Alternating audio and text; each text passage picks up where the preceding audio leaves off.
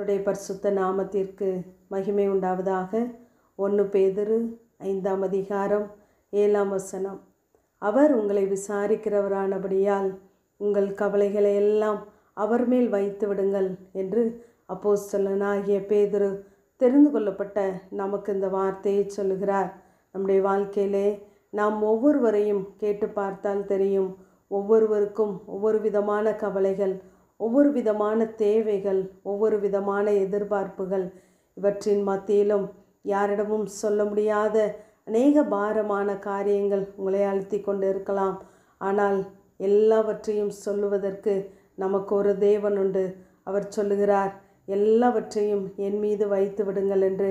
ஆகவே நம்முடைய எல்லா காரியங்களையும் தெரிவிப்பதற்கு தேவ சமூகம் நமக்கு உண்டு. ஏனென்றால் அந்த தேவ சமூகத்திலே நம்மை விசாரிக்கிற தேவன் ஒருவர் இருக்கிறார். ஏனென்றால் நம்முடைய குறைகளை எல்லாம் நீக்குகிறவர், நம்மளுடைய கவலைகள் பாரங்கள் எல்லாவற்றையும் நீக்கி தம்முடைய வார்த்தையினாலே உயிர்ப்பிக்கிறவர் நம்மோடு கூட இருக்கிறார். ஒருவேளை மனிதர்கள் நம்மை விசாரிப்பார்களானால் அந்த விசாரிப்பிலே நாம் எந்த சூழ்நிலையில் இருக்கிறோம் என்பதை அறிவதற்காகவே இருக்கும். ஆனால் அவர்கள் விசாரிக்கவில்லை என்றாலும் நீங்கள் துக்கப்பட வேண்டாம். ஏனென்றால் தேவனே அவர்களை நம்மை விட்டு தூரப்படுத்தி இருக்கிறார். மற்றவர்கள் நம்மை விசாரியாத போதுதான் கர்த்தர் நம்மை விசாரிக்கிற நல்ல தேவனாய் நம்மோடு கூட இருக்கிறவராகவே இருக்கிறார். ஒருவேளை நாம் புத்தீனமான காரியங்களை செய்து இப்படிப்பட்ட கவலைகளிலே மாட்டிக்கொள்கிறோம். ஆகவே தான் அடுத்த வசனத்திலே தெளிந்த புத்தி உள்ளவர்களாய் இருங்கள். ஏனென்றால் உங்கள் எதிராளியாகிய பிசாசானவன் சிங்கம் போல் எவனை விழுங்கலாமோ என்று கெர்ச்சித்து வகை தேடி சுற்றி திரிகிறான் என்று வாசிக்கிறோம். அவன் சிங்கம் போலதான் வர முடியும், ஆனால் சிங்கமாய் வர முடியாது. நமக்கு உதவி செய்கிற தேவன் அவர் யூதராஜ சிங்கம். ஆகவே நாம் ஞானமுள்ள இருதயத்தோடு தேவ சமூகத்திலே நாம் நிற்கும் பொழுது, தேவன் பட்சத்தில் நாம் நிற்கும் பொழுது இப்படிப்பட்ட புத்தியீனமான காரியங்களுக்கு தேவன் நம்மை விலக்கி விடுவிக்கிறவராகவே இருக்கிறார். ஆகவே தேவ சமூகத்திலே உங்கள் இருதயத்தை ஊற்றி ஒவ்வொரு நாளும் ஜெபிக்க பழகுங்கள். உங்கள் கண்ணீரின் துளிகள் ஒவ்வொன்றுக்கும் தேவன் பதிலளிக்கிறவராகவே இருக்கிறார். தேவன் உங்களை காலைதோறும் விசாரிக்கிறாராம். யோபு பக்தன் சொல்லும் பொழுது, தேவன் நம்முடைய வாசஸ்தலத்தை விசாரிப்பாரானால் குறைவை காண மாட்டீர்கள் என்று நாம் வாசிக்கிறோம். அந்த குறைவை காணாத தேவன் நம்முடைய வாழ்க்கையிலே கூட இருக்கிறவராகவே இருக்கிறார். நிறைவை கட்டளையிடுகிற தேவன். மார்க் 10ஆம் அதிகாரத்திலே நாம் ஒரு பர்த்திமை குருடனை பார்த்து நாம் வாசிக்கிறோம். அந்த குருடனிடம் தேவன் கேட்கிறார், நான் உனக்கு என்ன செய்ய வேண்டும் என்று விசாரிக்கிறார். அவன் சொல்லுகிறான், நான் பார்வையடைய வேண்டும் என்று. ஆனால் அவன் இருந்த நிலைமை அநேகரிடம் பிச்சை கேட்டுக்கொண்டு இருந்தான்.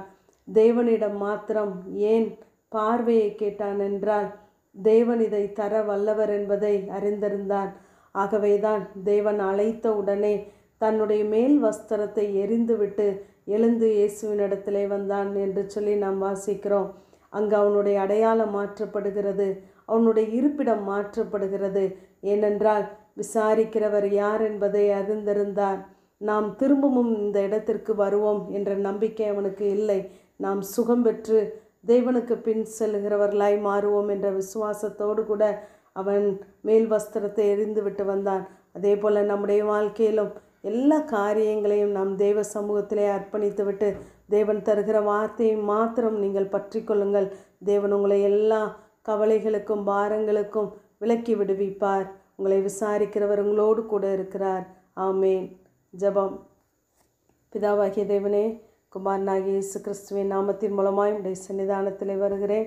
கர்த்தர் மேல் உன் பாரத்தை வைத்துவிடு, அவர் உன்னை ஆதரிப்பார். நீதிமானை ஒருபோதும் தள்ளாட விட்டார் என்ற வேத வார்த்தையின்படி இப்பொழுதும் ஆண்டவரே உடைய சமூகத்திலே தங்களுடைய பாரங்கள் கவலைகள் எல்லாவற்றையும் இறக்கி வைக்கிற உடைய பிள்ளைகளை உடைய கண்கள் நோக்கி பார்க்கும்படியாய் ஜெபிக்கிறேன். கர்த்தாவே, உன்னை சுற்றி நிற்கிற எல்லா பாரமான காரியங்களை உதறி தள்ளிவிட்டு உண்மையே நம்பி இருக்கிற உடைய பிள்ளைகளுடைய வாழ்க்கையிலே கர்த்தர் நீர் அவர் கண்ணீருக்கெல்லாம் பதில் தரும்படியாய் ஜெபிக்கிறேன். பிள்ளைகளுடைய துக்கங்களை எல்லாம் சந்தோஷமாய் மாற்றுவீராக. ஒருபோதும் கைவிடாத தேவன் ஒவ்வொரு நாளும் விசாரித்து கூட இருந்து கரம் பிடித்து நடத்துவீராக. தாழ்த்துகிறோம், மகிமைப்படும் இயேசுவின் மூலம் ஜெபங்க எலுமெங்க நல்ல பிதாவே. ஆமேன், ஆமேன்.